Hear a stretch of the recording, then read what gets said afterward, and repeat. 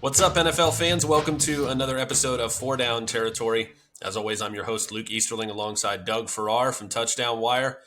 Doug, it's over, man. The regular season officially in the books, Week 18, and what a wild one it was. We now have the entire playoff slate set for Super Wild Card weekend. Got to make sure we get the Super in there. But man, what a Week 18.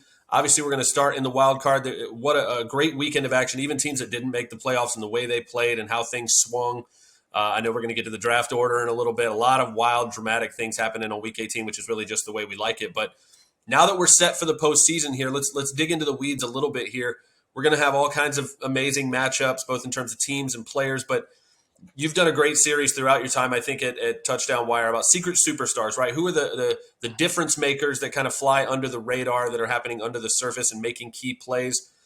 Who is that player this week, or group of players? I know we're both going to cheat a little bit on this, but who are those secret superstars? Who are the guys that are going to have the biggest impact this weekend that are still flying under the radar and kind of not getting the love they deserve? Yeah, there are four guys for me, and it's four edge rushers for the Seattle Seahawks. Boye Mafe, Uchenna Nwosu, Darrell Taylor, and Bruce Irvin.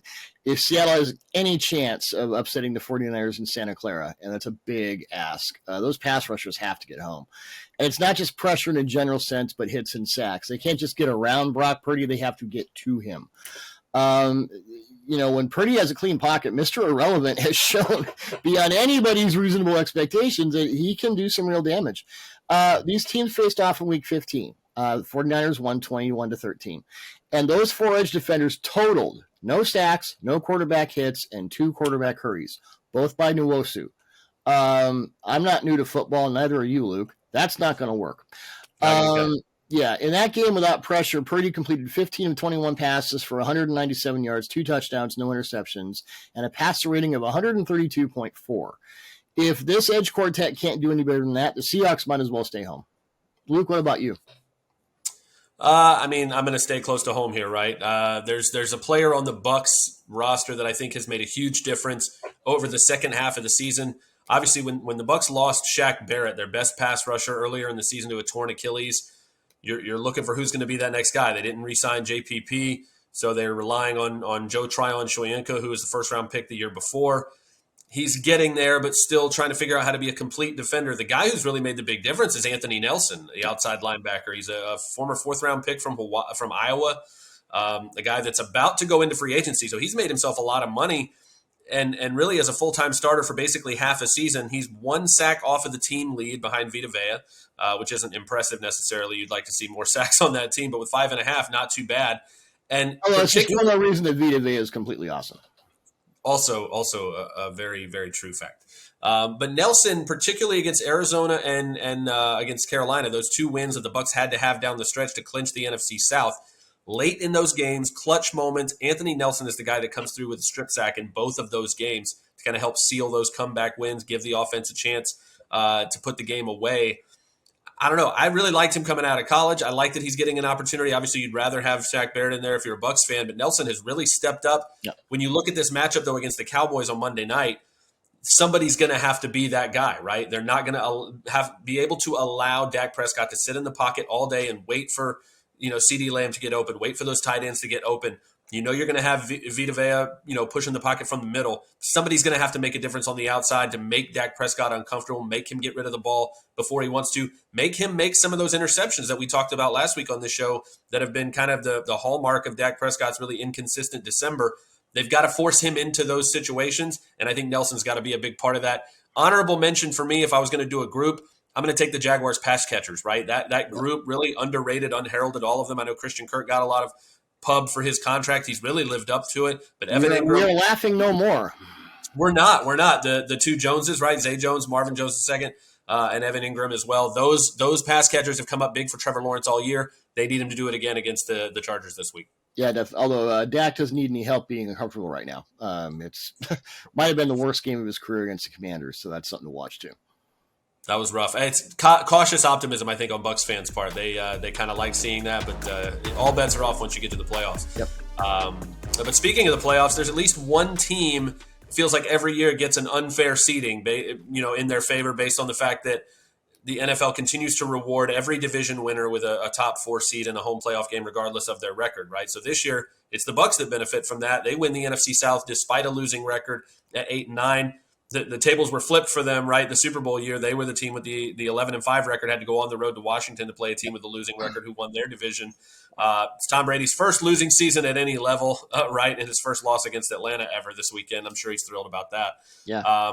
But the Bucs are going to host. He looks so happy this season. You can tell. Yeah. So despite all of that, all the struggles, the fact that the Bucs have a losing record, they're going to host the 12-5 Cowboys Monday night in this wild card game. Again, the Cowboys have been the better team really all year long. I know these teams met in week 1. The Bucs won 19-3. I think the Cowboys have gotten better for more of the season since then than the Bucs have. But this is where we're at, right? But they're not the only team, right? You got the 9-7-1 Giants. You've got the 9-8 Seahawks, who are lower seeds in the playoffs, but they got in. You've got the 9-8 Lions and the 8-1 Commanders, who have a better record than the Bucs, and they're at home. Yeah. They're not going to the playoffs at all. So should the Bucs, and really any team who ends up in this situation, right? It's not the first time. Whoever wins the weakest division and goes to the playoffs instead of these either lower seeded or teams that don't make it at all, is it time to redo this whole thing? I know you and I are on the same page here, but what can we do to fix this? Yeah, who would you rather watch in the playoffs right now, Lions or the Buccaneers? Be honest. I mean, I'm biased. I know, but if don't ask me. If you were not biased. Watching the Lions was really fun last night, man. It's been fun for the last 10 weeks, really. All right, I'll leave you alone. I have been on the soapbox for years. I've written about it since my time at SI, which ended in 2016. So here we go again. I see no sense at all in awarding teams better playoff spots for winning their division. It makes more sense to award playoff seeds based on special teams DVOA or PFF long snapping grades. I mean, there have been multiple instances. You mentioned a couple over the last 10 seasons in which teams have won their divisions with losing records. Seattle was one of the first to benefit from this in 2010. Yeah. And I can't abide any team being rewarded for that. The NFL should take that value out of the equation entirely and seed each conference based on everything but that. Overall record, head-to-head, everything else in order they use to determine playoff seeds. But no team should get a higher seed based on winning a division. It's one of the league's most nonsensical rules, and it needs to stop. Yeah, it really does. And again, you mentioned 2010. It was the Bucs who were on the other side of that coin, right? In 2010, the Bucs were 10-6 that year, but that was good enough for third place in the NFC South. And the Seahawks ended up winning the division and getting a playoff spot, and the Bucs were sitting at home. So it's an equal opportunity, really bad rule, right? It seems to benefit whoever it benefits every year. But it's terrible. I mean, and this kind of compares to the college conversation, right? Where people want whoever wins the top conferences to automatically get playoff bids and stuff like that. I feel like in 12-team playoff, that's fine. But in 4 teams, I think once you start containing all of those things to just the divisions or just the conferences or whatever, why can't division and conference titles or whatever just be what they are? If you win your division, that should be an accomplishment already. You've got the banner. That's its own accomplishment. I don't understand why that has to be attached to playoff seeding. You should get a playoff spot if you win your division, but there's no reason for you to be the home team and watch a team again in the Bucs situation here with a losing record, hosting a 12-5 team that was much closer to being the number 1 seed than they were to being where they are now. So it's just, I don't know.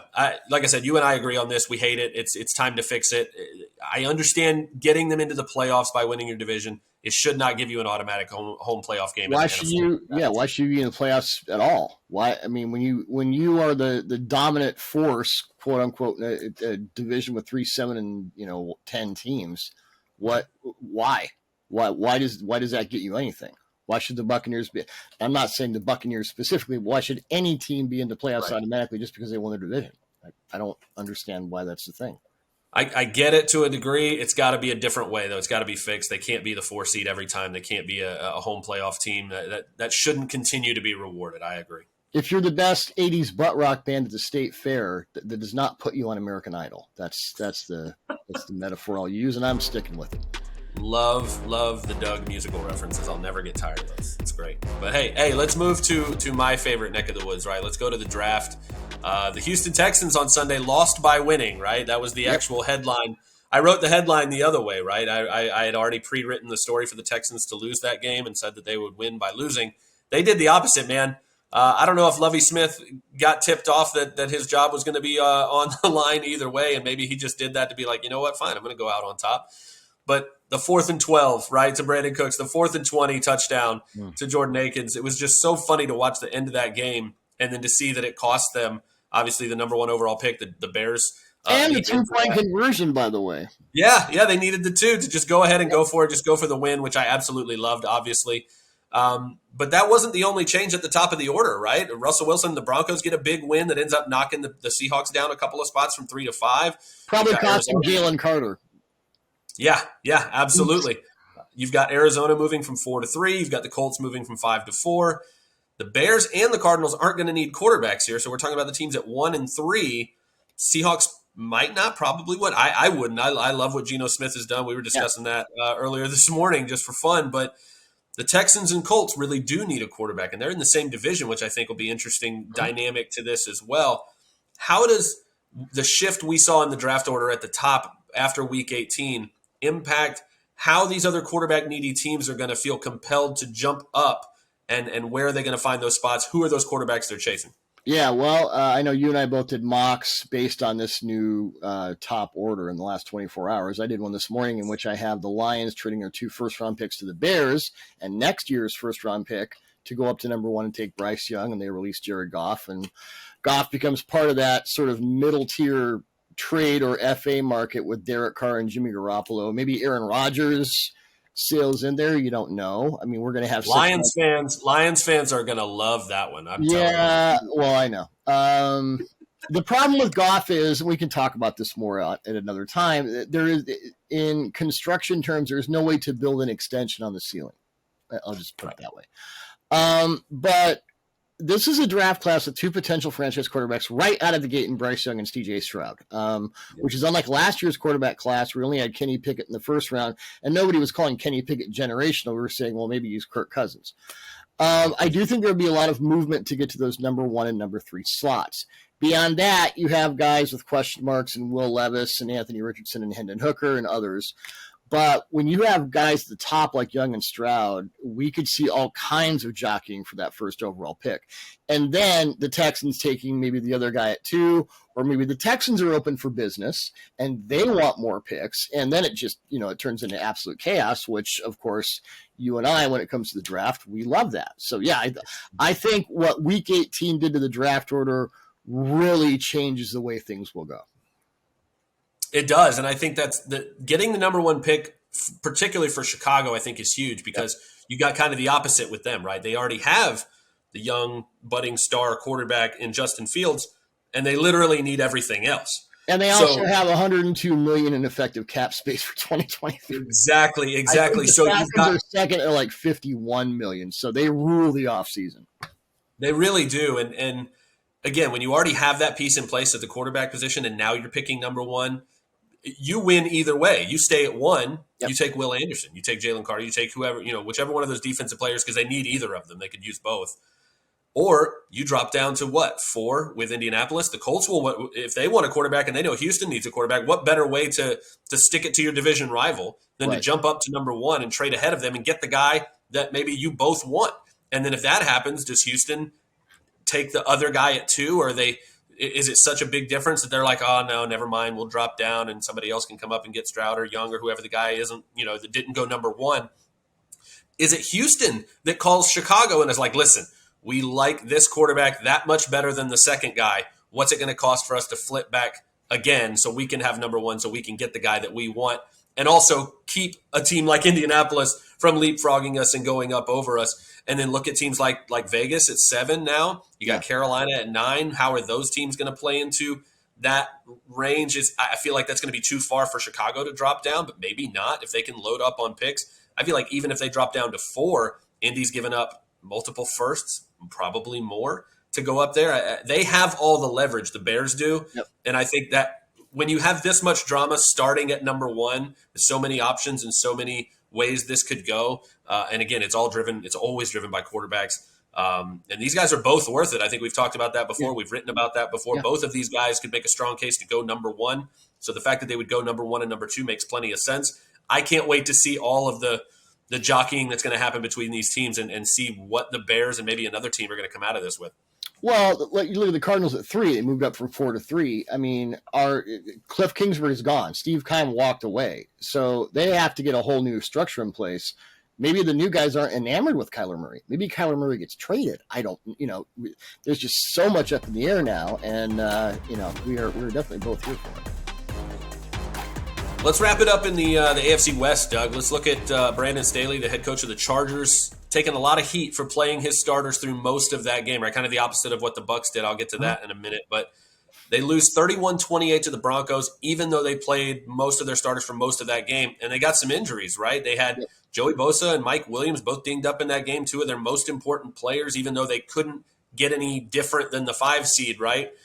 I mean, Staley defended it himself after the game, right? Here's the quote. He says, "These aren't easy decisions. They're not easy decisions in hindsight. It's perfect for everybody on the outside, but these games are not easy to manage. They're not because you don't have that many players, and we did it to the best of our ability," end quote. So where do you stand on this subject of resting your starters for the playoffs when you can, it's either that or trying to build the momentum and end this regular season on a good note? Again, I'm going to get to the Bucs situation in a minute, but where do you stand on that? How do you feel about what Staley said and his response to this criticism? Where do you stand on this, Doug? I read that quote this morning. I was doing the Britney Spears meme, kind of. Yeah. Well, you go back to the Texans and the fact that they did everything they could to win, knowing full well that it could affect their draft slot. Players and coaches are wired to compete. By the way, Justin Herbert took a lot of hits in that game too. Not great. I'm more inclined to focus on Staley's post-game rationale. Yes, he was operating with a limited roster. And yes, he wanted to expand a momentum that had his team winning 4 straight and 5 of 6 before the loss on Sunday. But managing the moment as well as a roster, that is job one for any head coach. And I think this was an instance in which Staley got a bit over his skis. Not the first time we've seen Staley engage in questionable decision-making. I think he has caused more misbegotten and, frankly, stupid discussions about analytics and, risk and all that than in any other coach over the last 2 seasons. Where me, I would have made this to Chase Daniel Bowl from the start, rested my guys. And here's something else to consider, Luke. If the Chargers go one and done in the wild card run, if they lose to the Jaguars and injuries to Williams and Bosa play a part, is Staley's job on the line? I don't know. Yeah, I mean, again, I'll compare this to what the Bucs did on Sunday, right? The Bucs go into the game on the road against the Falcons. They've already won the NFC. You are just bitter about this, aren't you? I've had some time to think about it. I'm not proud of some of my tweets from yesterday that were very emotional, obviously, and some fans are letting me know about it, and rightfully so. They're right, because again, born and raised in this area, lifelong Bucs fan, it's so hard to watch your team lose and not be bothered by it, right? You know the stakes. You know the situation. They've got the 4 seed. They've got the NFC South. They can't go any higher. The last thing you want is an injury to a player. Go back and look at the Bucs last year when they made that early exit in the playoffs. They lost Tristan Wirfs in the playoffs, but that first series against the Eagles, so they didn't have him for really the entire playoffs. And they lose Chris Godwin in week 15 to a torn ACL. I mean, not having those 2 guys obviously made a huge impact on what they were able to do and not do in the playoffs last year. So it all makes sense. They kept the starters in long enough. I think Todd Bowles wanted to see, can we start fast when we want to, when we need to? They did. They went down. They scored a quick touchdown. Brady looks nice and smooth. Mike Evans was feeling sick, so they didn't play him at all. Godwin got his 100th catch in his 1,000-yard season, which, again, we talked about earlier this morning just for fun about the Comeback Player of the Year award. How about Chris Godwin, 100 catches and 1,000 yards after tearing his ACL in week 15? It doesn't even feel like he came back because he barely missed any time. That's unbelievable. Yeah. I could do a whole episode on that right now. But you kind of are. You look at, right.